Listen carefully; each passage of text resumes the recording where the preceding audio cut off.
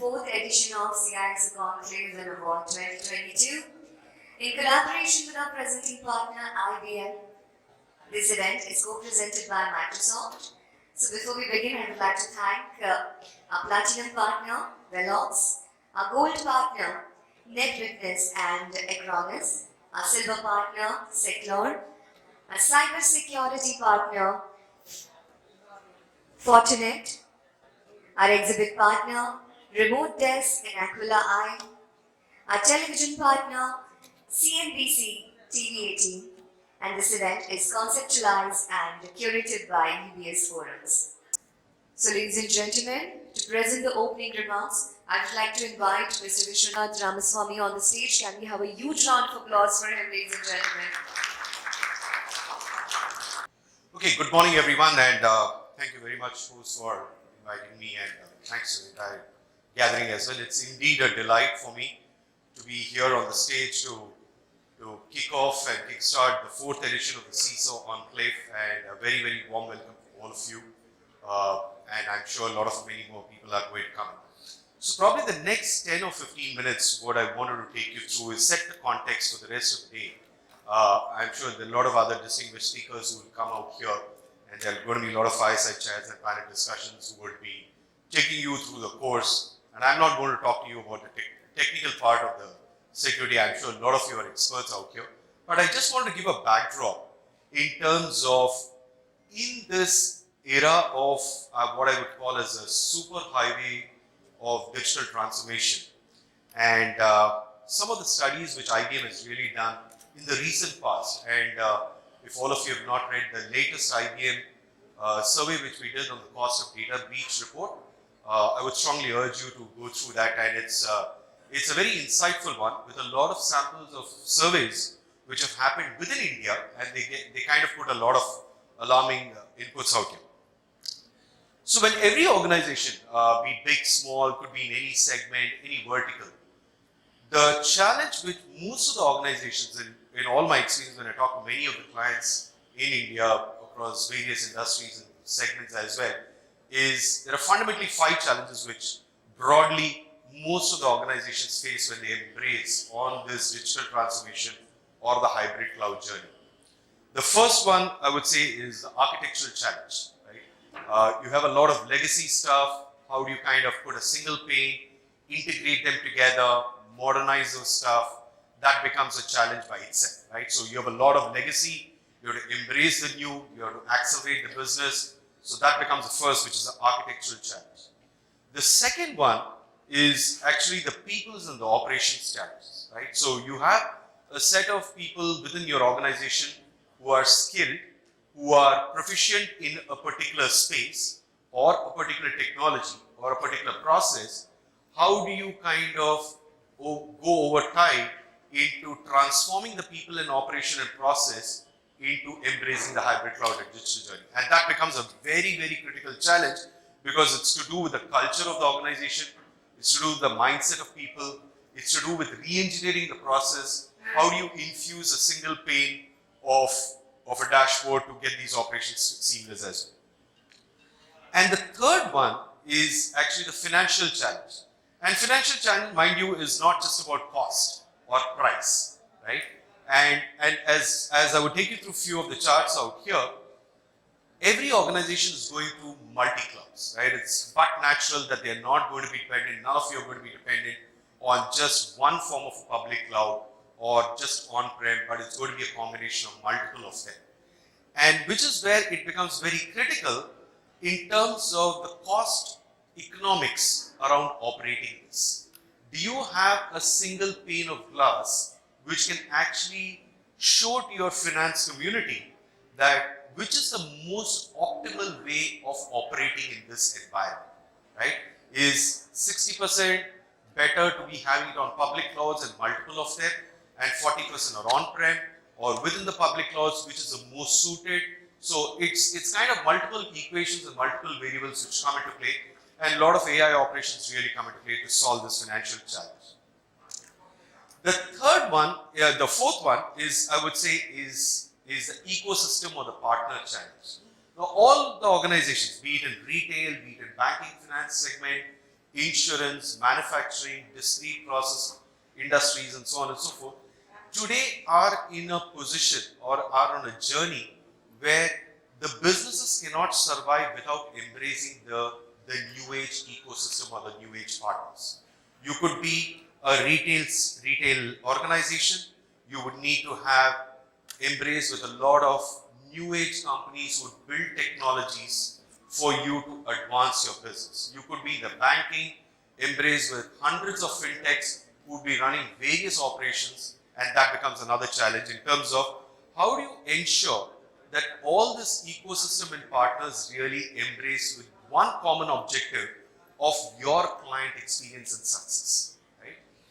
And last but not the least is the security challenge, and which is where all of us are collectively here together for, right?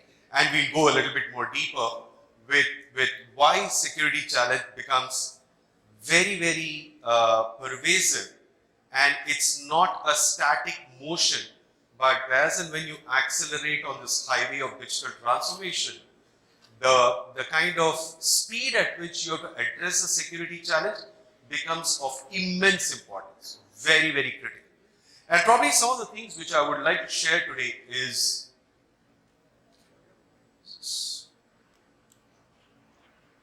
I don't think it's working.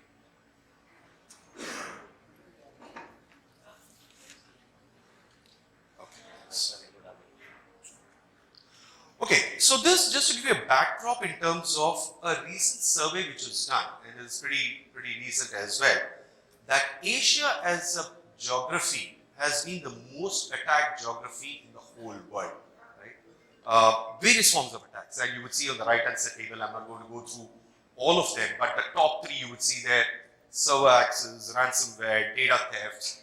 And what this has actually resulted is the cost of data breach because of these issues have significantly gone up. To the extent when you go through the report of the cost of data breach recently, they have significantly gone up by almost about 1.5 to 2 times as well, right?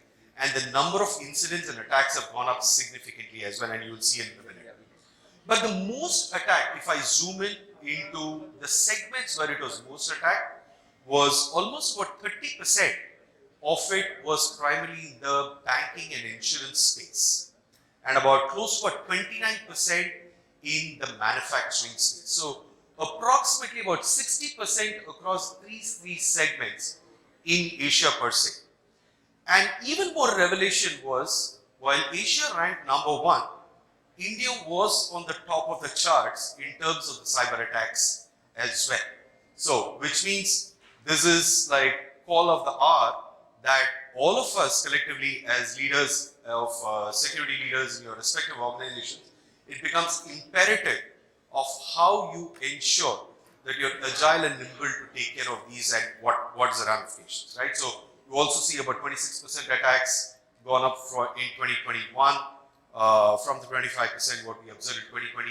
In fact, the cost of data breach has also gone up in India to the extent that it has kind of resulted in putting a price pressure for the products or the offerings which you have to consumers as well. So that's also resulted in the increase of the price. So one is the inflation part of things, and another is the cost of data breach has to be recovered from somewhere, right? In some form or shape, it gets further translated into the pricing model from a business standpoint. So you can understand the ramifications not only from a severity or a compliance or an audit perspective, but it also kind of has a ramification on the competitiveness of your business in the market as well, right? So both of them get seriously affected.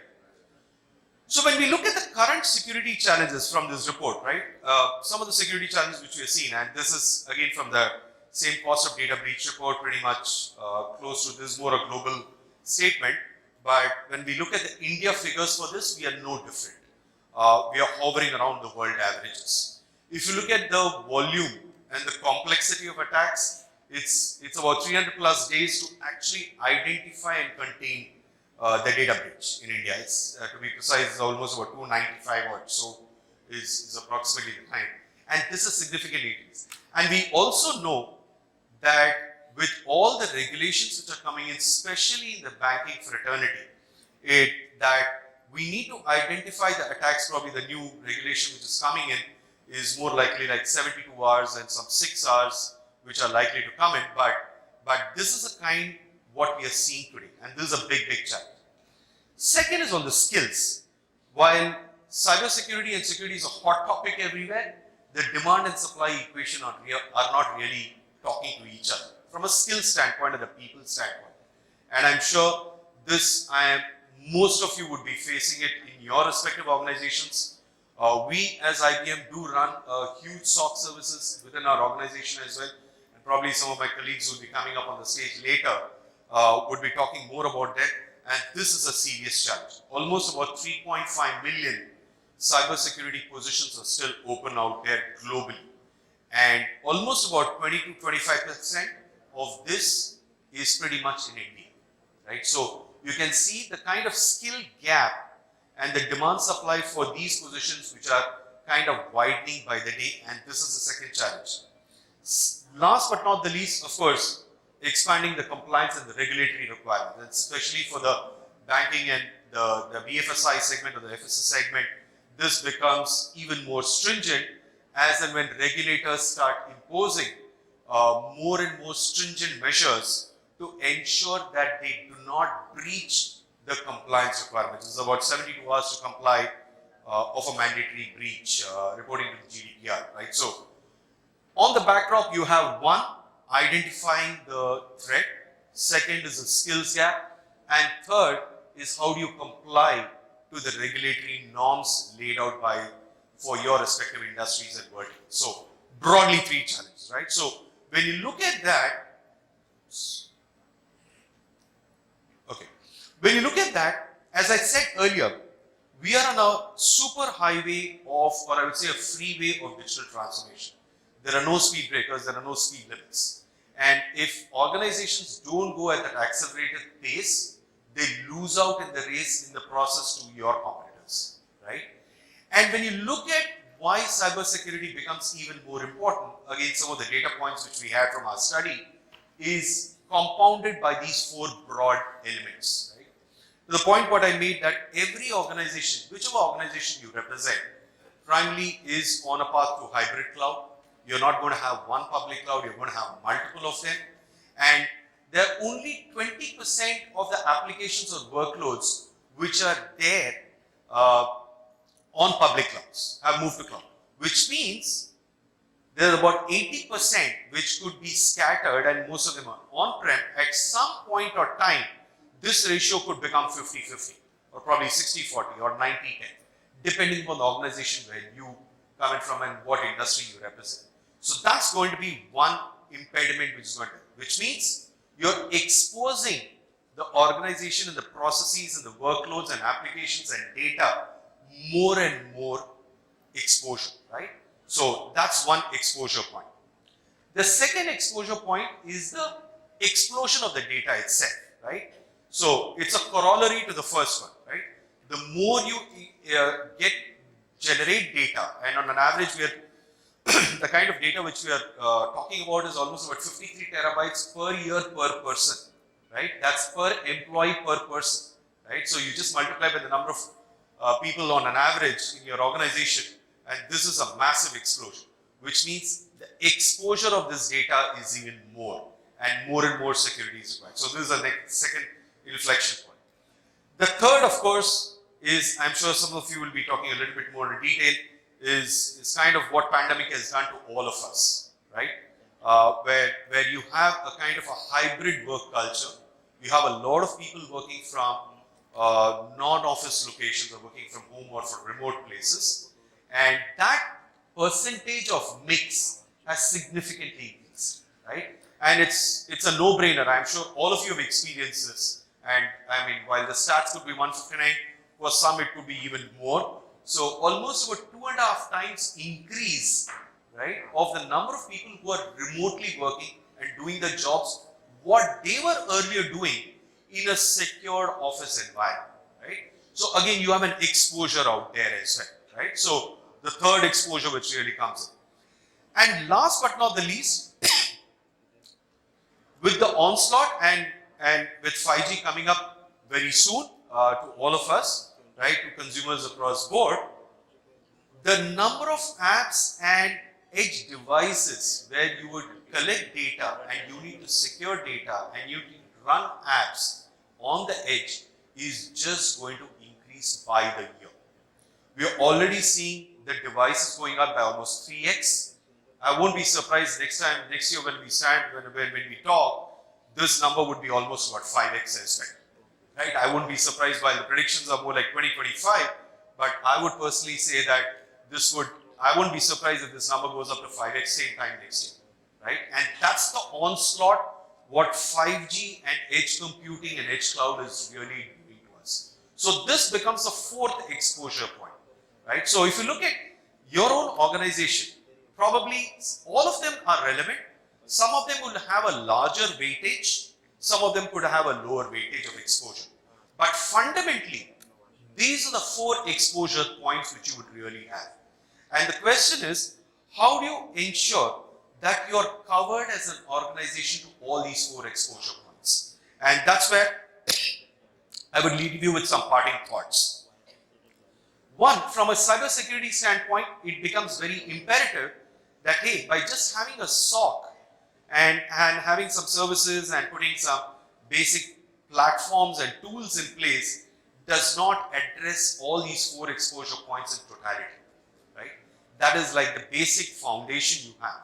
But more importantly, how you build a lot of automated process. How do you kind of reduce the number of days of identifying a threat, do a predictive analytics of the threat well in advance? How do you infuse AI to predict well in advance? Because today, the cyber attackers have become so much more sophisticated that you need to be at least 5 steps ahead of them, right? And you can only do that when you change the paradigm of how you look at security. Are you infusing AI in your security portfolio or your security landscape? Are you automating your process for having more agile processes to fight the cyber attack sophistication as well? Second, with the number of edge devices which I spoke about being exposed and with the remote work from home increasing, the exposure of surface attacks of security are becoming even more higher. And this becomes a very, very hot topic of how do you help your organizations address this external surface attack management. And IBM had actually acquired a very leading company called Randori just about a few months back, which primarily addresses, and they are the leading providers in this external surface attack management portfolio. And this becomes the next wave where as and when you have more and more edge devices coming in, as and when you have more and more people remotely working, this really comes into a very strong play. And last but not the least, the most talked about, which is zero trust, right? Everyone understands zero trust, right? Everyone understands this is the journey of zero trust which you have to embark. But the question is, how much matured are you on the zero trust journey, right? And that's, while it's a starting point, but there is no finish to it. It's an evolving journey over a period of time, right? It is, in fact, in the report as well, if you get a chance to see the cost of data breach report, it also shows how many organizations in India who have embarked on the journey of zero trust and what maturity levels they have been and what is the kind of cyber resiliency they have had. There's a very good percentage. In fact, it did show people who are in the early, I would say who are just adopting or who have not started on their journey of zero trust, but the probability of their security breaches have been very, very high. And that's been a proven record as well. So it's just not the beginning, it's a start point, but how much more sophisticated are you becoming in terms of zero trust in this whole journey for the security? So with that, let me leave you with a couple of comments. So while these are the parting thoughts, I think all of us collectively understand that security is important and it's become a boardroom discussion pretty much in all your organizations, right? This is one technology which I'm sure every board member, every member in your board of your organization is talking about this. Two things which are being talked about. One is the security one, and second is sustainability, which is becoming even more imperative in today's boardroom discussion. So, while you hear a lot about these technologies, I want to leave you with this parting remarks, thoughts as well, and you will have a lot many of my colleagues and a couple of others who will be talking through the end of the session. But once again, thank you very much for having me, and hope you enjoy a great session for the rest of the day and having me out here. Back to you.